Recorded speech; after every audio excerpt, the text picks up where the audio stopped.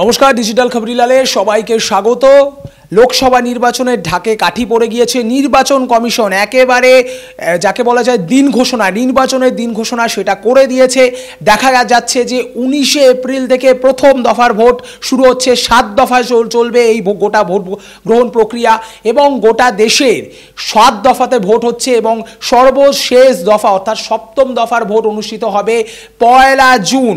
একেবারে গোটা দেশে এই বছর শরণাতীতকালে কিন্তু রেকর্ড হলো এত লম্বা সময় ধরে, প্রায় 44 দিনের মতো একটি সময়, অর্থাৎ এই লম্বা সময় প্রায় 1 মাসেরও 1.5 মাসেরও কিছুটা বেশি সময় ধরে ভোট গ্রহণ প্রক্রিয়া চলবে গোটা দেশে। এবং যেটা বলা হচ্ছে নির্বাচন কমিশন সূত্রে যে নিরাপত্তার খাতিরে এবং অবাধ ও স্বচ্ছ ভোট গ্রহণের জন্যই এই ভোট প্রক্রিয়া। এবং দেখা যাচ্ছে নির্বাচন কমিশন তরফে যে সূচি ঘোষণা করা হয়েছে, 2টি দফার মধ্যে বেশ কিছু দিনের কিন্তু তফাৎ রাখা হয়েছে, গ্যাপ রাখা হয়েছে। এবং নির্বাচন কমিশনের সূত্রে যে তথ্যটি পাওয়া যাচ্ছে যে এক জায়গা থেকে আরেক জায়গায় ভোট কর্মীদের নিয়ে যাওয়া, গোটা ইনফ্রাস্ট্রাকচার এবং গোটা যে মেশিনারি বলা যেতে পারে সেই মেশিনারি যাতে সুষ্ঠুভাবে পরিচালনা করা যায়, তাকে ঠিকঠাক মতো ডিপ্লয় করা যায়, সেই জন্যই হাতে সময় রেখে অবাধ এবং সুষ্ঠু নির্বাচনের লক্ষ্যে এই সময় নেওয়া হচ্ছে। কিন্তু প্রশ্ন উঠছে যে এই যে দীর্ঘ সময়, প্রায় 2.5 মাসেরও বেশি সময় ধরে গোটা দেশে ভোট গ্রহণ প্রক্রিয়া চলবে বা নির্বাচন প্রক্রিয়া চলবে, এর মধ্যে আদর্শ নির্বাচন বিধি চালু হওয়ারও একটি সময় রয়েছে। সেই সময় ধরে কিন্তু 2.5 মাস প্রায় গোটা দেশে নির্বাচন প্রক্রিয়া অনুষ্ঠিত হতে চলেছে। সেক্ষেত্রে দাঁড়িয়ে যে প্রশ্নটা বারংবার উঠছে যে জনসাধারণের তাতে কতটা লাভ হচ্ছে, বিশেষ করে পশ্চিমবঙ্গের বর্তমান শাসক দল তৃণমূল কংগ্রেস এবং কেন্দ্রের বিরোধী দল যে কংগ্রেস বা অন্যান্য যারা বিরোধী দল রয়েছে তারা কিন্তু প্রশ্ন তুলছে যে 7 দফায় এতটা সময় নিয়ে ভোট গ্রহণ প্রক্রিয়ার আদৌ কোনো যুক্তি রয়েছে কিনা। প্রসঙ্গত উল্লেখ্য যে পশ্চিমবঙ্গ এবং পশ্চিমবঙ্গের পড়শি রাজ্য বিহার এবং সেই সঙ্গে উত্তরপ্রদেশ, এই 3টি রাজ্যে কিন্তু 7 দফায় ভোট অনুষ্ঠিত হতে চলেছে। অপরদিকে তামিলনাড়ুর মতো একাধিক রাজ্য, সেখানে 1 দফাতেই ভোট অনুষ্ঠিত হবে। ফলে এই ক্ষেত্রে কিন্তু নির্বাচন কমিশনের যে যুক্তি রয়েছে যে বিভিন্ন রাজ্যের রাজনৈতিক ইতিহাস, রাজনৈতিক প্রকৃতি এবং রাজনৈতিক আবহ সেটা আলাদা। ফলে সেই হিসেবে এবং সেই সঙ্গে যে ভোট গ্রহণের পূর্ব ইতিহাস, সেখানে গোলযোগ, ঝামেলা বা অশান্তির ইতিহাস, সেই ইতিহাসকে মাথায় রেখে এবং সেই সঙ্গে লোকসভা নির্বাচনের কেন্দ্র কিরকম, সেই কেন্দ্রের প্রকৃতি কিরকম, এই সব কিছুকে মাথায় রেখে এই দীর্ঘকালীন প্রক্রিয়ার যে সিদ্ধান্ত, সেই সিদ্ধান্ত নেওয়া হয়েছে। প্রসঙ্গত উল্লেখ্য যে 2019 সালেও কিন্তু 7 দফাতেই ভোট অনুষ্ঠিত হয়েছিল, পশ্চিমবঙ্গের ক্ষেত্রেও 7 দফাতেই ভোট হয়েছিল এবং সেই সময় ভোট অনুষ্ঠিত হয়েছিল, ভোট গ্রহণ প্রক্রিয়া শুরু হয়েছিল 11ই এপ্রিল থেকে প্রথম দফার ভোট শুরু হয়েছিল এবং 19শে মে 7ম দফার ভোট অনুষ্ঠিত হয়েছিল গোটা দেশ এবং পশ্চিমবঙ্গে। এবং ভোট গ্রহণের পর যে ভোট গণনা প্রক্রিয়া বা রেজাল্ট ঘোষণার প্রক্রিয়া সেটা হয়েছিল 23শে মে। ফলে অনেকটাই কম সময় নেওয়া হয়েছিল সেক্ষেত্রে। এবার যেটা দেখা যাচ্ছে যে একটা দীর্ঘকালীন প্রক্রিয়া। এরপর বিরোধীরা প্রশ্ন তুলছে যে এতে সাধারণ মানুষের আদৌ কি কোনো লাভ হচ্ছে এবং কোনো রাজনৈতিক দল, কোনো একটি বিশেষ রাজনৈতিক দল তারা কি প্রচারের ক্ষেত্রে বিশেষ সুবিধা পাচ্ছে, এরকম একাধিক প্রশ্ন উঠছে।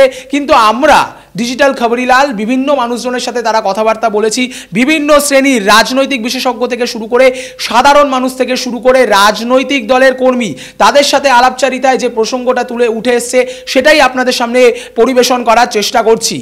এই যে দীর্ঘকালীন ভোট প্রক্রিয়া তার 2টি দিক কিন্তু রয়েছে, একদিকে নিরাপত্তার দিক এবং অপরদিকে সরকারি পরিষেবা দিক। আমরা জানি যে নিরাপত্তার দিকটি যেরকম অত্যন্ত গুরুত্বপূর্ণ, সেরকমই সমাজ জীবনে সরকারি পরিষেবার দিকটি অত্যন্ত গুরুত্বপূর্ণ। আমরা সবাই জানি যে মার্চের 1ম তারিখ থেকেই কেন্দ্রীয় বাহিনী পশ্চিমবঙ্গে মোতায়েন হয়েছে এবং কেন্দ্রীয় বাহিনীর যে থাকার জায়গা বলা হয় সেটি মূলত বিভিন্ন ক্ষেত্রে দেখা যায় কোনো স্কুল, কলেজ বা এই ধরনের কোনো সরকারি প্রতিষ্ঠান, সেখানে তাদেরকে থাকা, খাওয়া, তাদের যে জীবনযাপনের যে প্রক্রিয়া, সেই প্রক্রিয়ার জন্য সেই সমস্ত জায়গা বরাদ্দ করা হয়। ফলে সেই সব জায়গা, বিশেষ করে স্কুল কলেজের মতো জায়গাগুলি, সেখানে পঠন পাঠনের একটা অসুবিধা ইতিমধ্যেই শুরু হয়ে গিয়েছে, এমনটা বিভিন্ন ক্ষেত্রে দেখা গিয়েছে।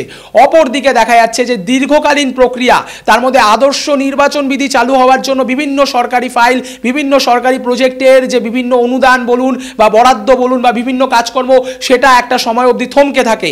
ফলে সেক্ষেত্রে কিন্তু এক শ্রেণীর মানুষ এবং রাজনৈতিক ব্যক্তিত্ব এবং সরকারি কর্মচারীরা তারা কিন্তু প্রশ্ন তুলছেন, এটা খুব স্বাভাবিকভাবেই প্রশ্ন তুলছেন তারা, যে এই ক্ষেত্রে এই যে দীর্ঘকালীন যে নির্বাচন প্রক্রিয়া, তাতে কি আদৌ কোনো সুবিধা হচ্ছে, নাকি সরকারি কাজের যে গতি, যে স্বাভাবিক গতি, এমনিতেই আমরা জানি যে বিভিন্ন সরকারি কাজের ক্ষেত্রে 18 মাসে বছর এটা সাধারণ মানুষেরা বলে থাকেন, এবং সেক্ষেত্রে নির্বাচনের সময় এক প্রকার থমকে যাওয়া বিভিন্ন ক্ষেত্রের পরিষেবা, বিভিন্ন ক্ষেত্রের প্রকল্পের বিভিন্ন টাকা বরাদ্দ করা বা বিভিন্ন কাজকর্ম থমকে যাওয়া, সেটাও কিন্তু সত্যিই একটা চিন্তার বিষয়। অপরদিকে নির্বাচনে নিরাপত্তা এবং অবাধ ও শান্তিপূর্ণ ভোটের লক্ষ্যে এই বিপুল যে সংখ্যক নিরাপত্তার জন্য যে কেন্দ্রীয় বাহিনীর মোতায়েন, সেটা একটি অন্যতম বিষয়। কিন্তু সেই সঙ্গে এই যে দীর্ঘকালীন সময় ধরে যে নিরাপত্তার জন্য কেন্দ্রীয় বাহিনী মোতায়েন এবং তাদের থাকা খাওয়ার জন্য বিভিন্ন স্কুল কলেজকে অকুপাই করা হচ্ছে, সেক্ষেত্রে পঠন পাঠনের একটা প্রভাব পড়ছে, তার দীর্ঘমেয়াদী প্রভাব পড়তে পারে, এমনটাই কিন্তু মনে করছেন রাজ্যের শিক্ষক মহল এবং ছাত্রছাত্রীদের একাংশ।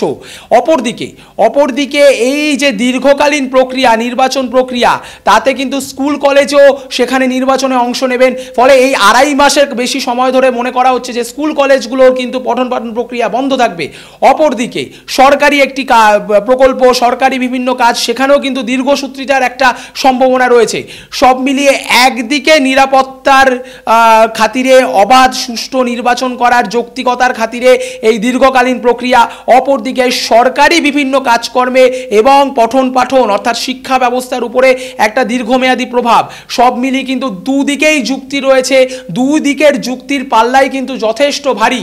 ফলে পশ্চিমবঙ্গের ক্ষেত্রে বা যে সমস্ত ক্ষেত্রে 7 দফায় নির্বাচনের যে প্রক্রিয়া অনুষ্ঠিত হচ্ছে, সেখানে এই ধরনের সমস্যা সমাধানের একটাই উপায়, যে কোনো মূল্যে, যে কোনো ক্ষেত্রে এদের এই সমস্ত রাজ্যগুলিতে, বিশেষ করে পশ্চিমবঙ্গের মতো রাজ্যগুলিতে যেখানে নির্বাচনের ক্ষেত্রে গোলযোগের একটা ইতিহাস রয়েছে, গোলযোগ, অশান্তি বা অবাধ না হওয়ার যে অভিযোগ বারংবার উঠেছে, সেই জায়গাটাকে যে কোনো মূল্যে থামানো, সেই জায়গাটাকে যে কোনো মূল্যে অ্যাভয়েড করা এবং একটা অবাধ, সুষ্ঠু এবং শান্তিপূর্ণ নির্বাচনের যে আবহ, সেই আবহ তৈরি করা। এক্ষেত্রে যেমন রাজ্যের শাসক দলের অত্যন্ত গুরুত্বপূর্ণ ভূমিকা রয়েছে, বিরোধী দলের অত্যন্ত গুরুত্বপূর্ণ ভূমিকা রয়েছে এবং রাজ্যের পুলিশ প্রশাসন, তাদের ভূমিকা সব থেকে গুরুত্বপূর্ণ বলে মনে করা হচ্ছে। বিভিন্ন ক্ষেত্রে দেখা গিয়েছে বিরোধীরা, বিশেষ করে রাজ্যের শাসক দলের বিরোধী যারা রয়েছেন, তারা নির্বাচন কমিশনে একাধিকবার পক্ষপাতিত্বের অভিযোগ করেছেন এবং বিভিন্ন ক্ষেত্রে দেখা গিয়েছে যে কেন্দ্রীয় বাহিনী যারা এসেছেন তাদেরকে নাকি ঠিকঠাক মতো পরিচালনা করা হচ্ছে না, তাদেরকে ঠিকঠাক মতো ডিপ্লয় করা হচ্ছে না, এরকমও অভিযোগ উঠেছে। এবং সেক্ষেত্রে এই বছর নির্বাচন কমিশন যে সিদ্ধান্ত নিয়েছে, ব্যাপক সংখ্যায় পর্যবেক্ষক, এবং এই পর্যবেক্ষকরাই নির্দেশ দেবেন বা সিদ্ধান্ত নেবেন কোথায় কত সংখ্যক বাহিনী যাবে। অর্থাৎ অবাধ, শান্তিপূর্ণ এবং যেটাকে বলা হয় নিরপেক্ষ ভোট, সেই নিরপেক্ষ ভোটের একটা পরিস্থিতি বা একটা আবহাওয়া বা একটা যে ইতিহাস, সেটা তৈরি করতে না পারলে কিন্তু এই দফায় দফায় ভোট গ্রহণ প্রক্রিয়ার যে স্ট্র্যাটেজি, সেই স্ট্র্যাটেজি নির্বাচন কমিশনকে নিতে হবে। এবং সেক্ষেত্রে যে অভাব, যে অসুবিধা, যে অভিযোগগুলো বারংবার উঠছে, সেগুলো কিন্তু বছর বছর উঠতেই থাকবে।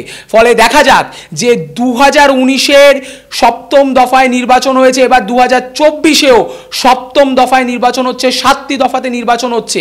অদূর ভবিষ্যতে পশ্চিমবঙ্গের ক্ষেত্রে যে রাজনৈতিক গোলযোগ বা ভোট গ্রহণ প্রক্রিয়া বা ভোট পরবর্তী যে গোলযোগের অভিযোগ ওঠে, সেই অভিযোগ 2024-এ কতটা কমে এবং কতটা অবাধ এবং শান্তিপূর্ণ ভোট হয়, সেদিকেই নজর থাকবে আমাদের সকলের। কারণ তার উপরে নির্ভর করবে আগামী দিনে পশ্চিমবঙ্গের রাজনৈতিক প্রবাহ কি হবে, পশ্চিমবঙ্গের ক্ষেত্রে নির্বাচন কমিশনের স্ট্র্যাটেজি কি হবে, পশ্চিমবঙ্গে কত সংখ্যক কেন্দ্রীয় বাহিনী নির্বাচিত হবে বা নিয়োগ করা হবে। প্রসঙ্গত উল্লেখ্য, গোটা দেশের মধ্যে সর্বাধিক 920 কোম্পানি কেন্দ্রীয় বাহিনী কিন্তু আমাদের পশ্চিমবঙ্গে ডিপ্লয় করা হয়েছে।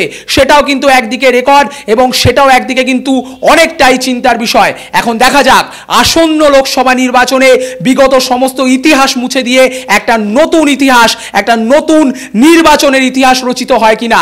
আমাদের লক্ষ্য থাকবে সেদিকেই, আর আপনাদের লক্ষ্য থাকুক ডিজিটাল খবরিলালের পর্দায়, কারণ ডিজিটাল খবরিলাল মানেই খবর আপনাদের, নজর আমাদের।